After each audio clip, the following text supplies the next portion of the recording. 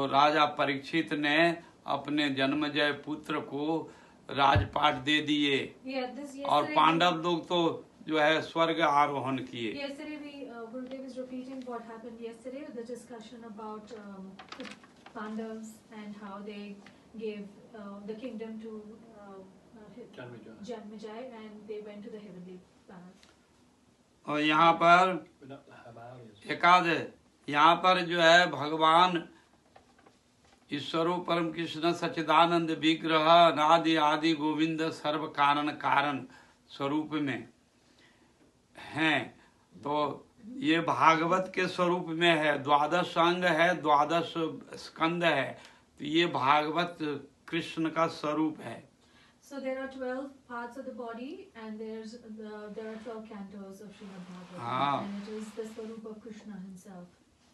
तो जो है सुप्रीम पावर लॉर्ड कृष्ण है, उन्हीं का सृष्टि का भी जो है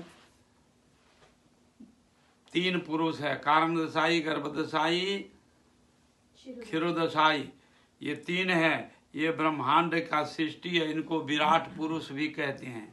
And in the Bhagavatam is also mentioned about the creation, about God, Bhagwan's three Purushas, the Kshirodakshai, Karandakshay and Garbhodakshai Vishnu, and also his Virat Roop is mentioned in the Srimad Bhagavatam. हाँ, और में भक्ति जो है सबसे श्रेष्ठ है। And bhakti in Srimad Bhagavatam is the most important aspect of Srimad Bhagavatam is bhakti. हाँ, ये प्रेम स्वरूप है।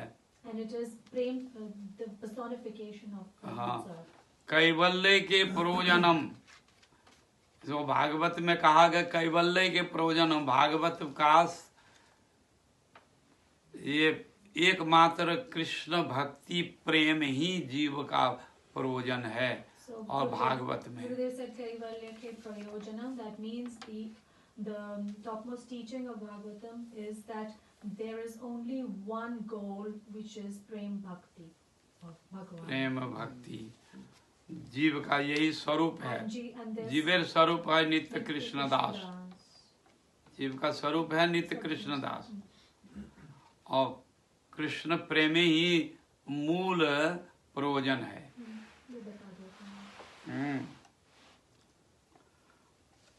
ये बाद क्रम से यहाँ पर विदुर और उद्धव जी का संवाद है। There is Vidur and Uddhav ji संवाद in the Srimad Bhagavatam. हाँ, तो कृष्ण जबकि वो द्वारका लीला समाप्त करके और अपने परिकर के साथ चले गए। After Dwarka Leela finished and then he left with all his associates, Krishna left this world.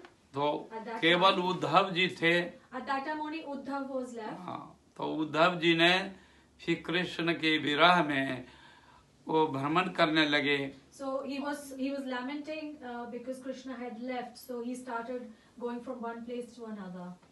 हाँ, तो विदुर जी फिर वो हरिद्वार गंगा के तट पर विदुर जी थे। And so at Haridwar at the bank of Ganga, Vidur ji was there. Vidur ji और उद्धव जी का मिलन हुआ। And that time Uddhav ji met Vidur ji and then they had a samvad, an exchange. हाँ, तो बहुत सुंदर संवाद है Vidur ji. Very beautiful exchange that they had. ठीक वही क्रम से यहाँ पर वो ब्रह्मा के पुत्र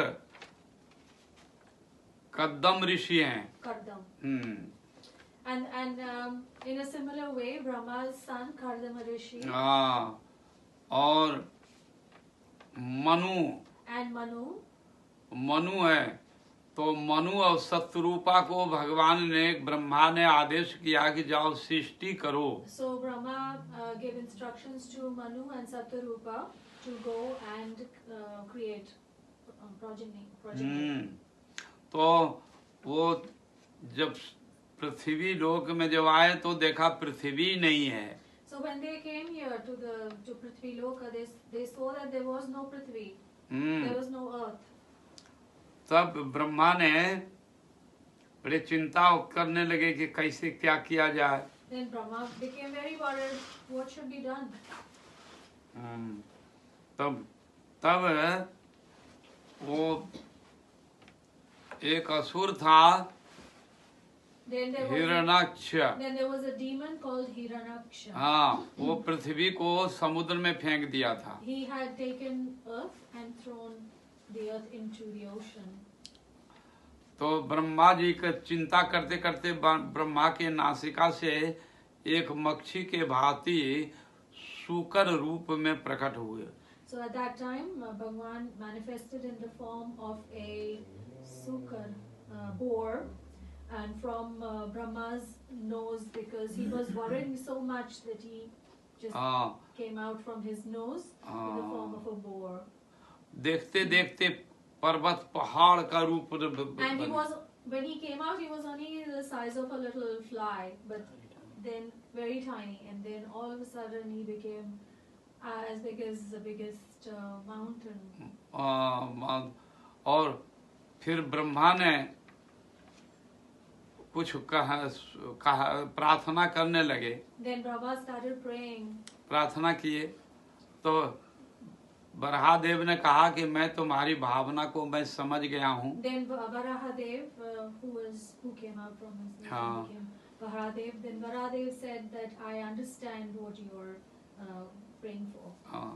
तो वो बराहदेव जो है सीधा वो समुद्र में गए और पृथ्वी को अपने दांतों के भाग में उठा करके केंद्र बिंदु वहाँ स्थापित कर दिया। Then Varahadev, he dived into the ocean. He went right to the bottom and he lifted earth from there on his two tusks, and then he established the earth back in the central.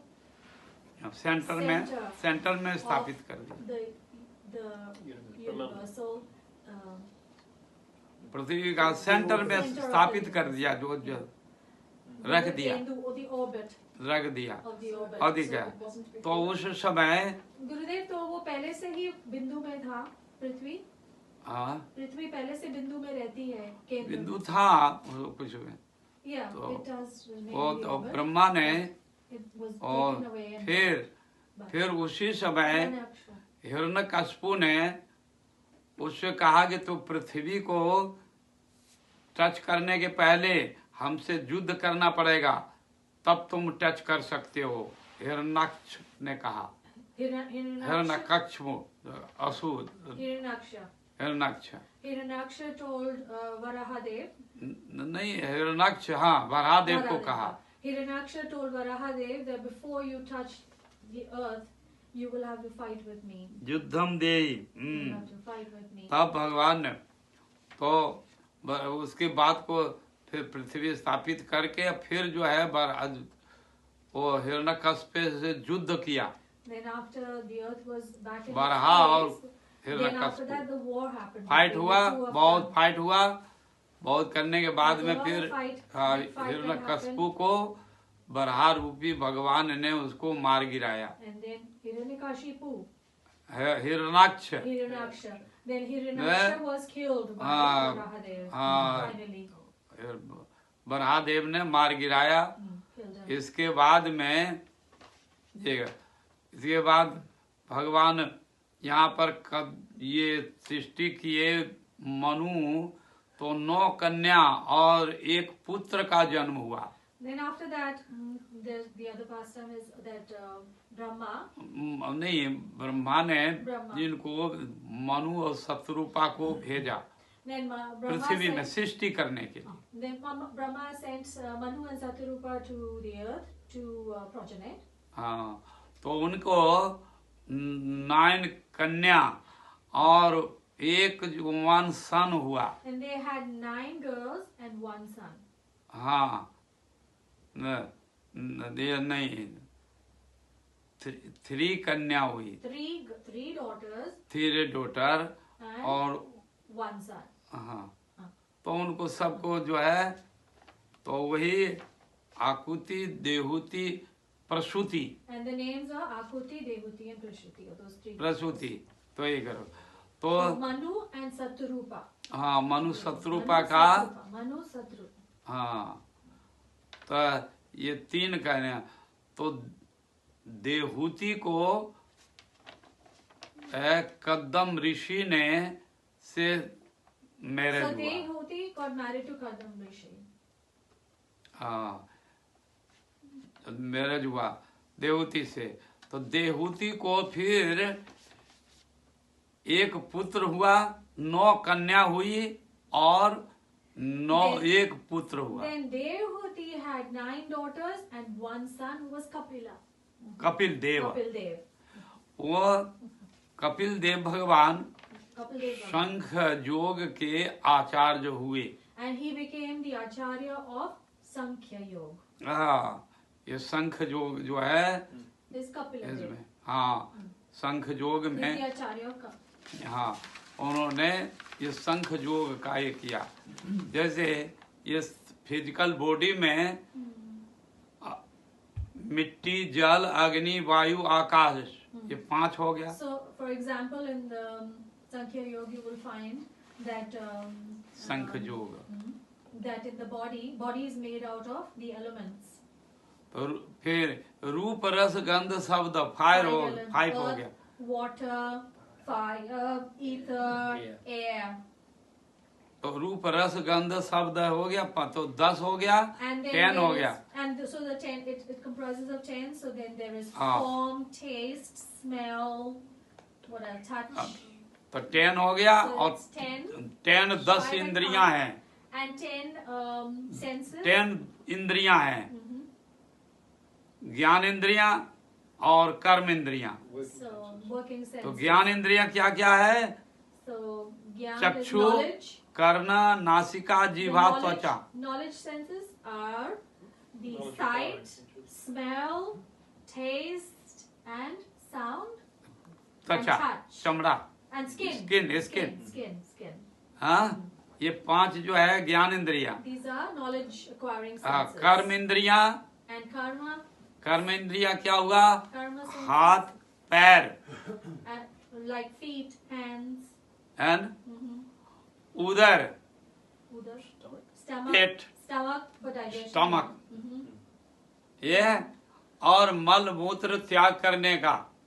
And your waste, wherever it Disposal. comes out from, and, Yeah. and the process of waste, how it comes out. from ये the है body, कर्म इंद्रियां। that is called karma indriyas. इसको Indriya. कर्म इंद्रिय कहते हैं। हाथ, पैर और स्टमक, मल मूत्र त्याग करने का, बोल. ये कर्म इंद्रियां This is हैं। called karma. कर्म senses. और ज्ञान इंद्रियों को तो ये 5 और 5 कितना हुआ? 10, So that's 10. 5 knowledge, 5 karma. 10 हो गया। और उधर में 10, And the first we तो discussed 20 10. हो गया। That's so that's total 20. 20 मन, बुद्धि, अहंकार, And 3 is 23. called mind, intelligence, and ego. तो 3. 23 हो गया। That's 23. हाँ, और जीव आत्मा And Jivatma 24 हो गया। itself. So total becomes 24. 4 So 5, और 5. आप और उसके बाद में परमात्मा And तो then 25 हो and गया। you count Paramatma, then it becomes 25. 5 That's how much it 25 takes तत्व है। for us. There are 25 tattvas. हाँ, तो 25 तत्व है इसमें, जीवात्मा, परमात्मा। तो जीवात्मा हम जीव हैं We are jivas. और परमात्मा सबका कंट्रोलर है, सबका, And Paramatma is the controller of everyone within everybody सबका। as a witness. और सबका साक्षी, सभी का कर्मों का साक्षी, He's a falafel, witness of everyone's karma. हाँ, सबका फल देते हैं। तो ये हुआ शंख योग। This is all part of Sankhya Yoga study. You can study. हाँ, तो कपिल देव भगवान ने शंख योग को ये अपनी माता को बताया। So Kapil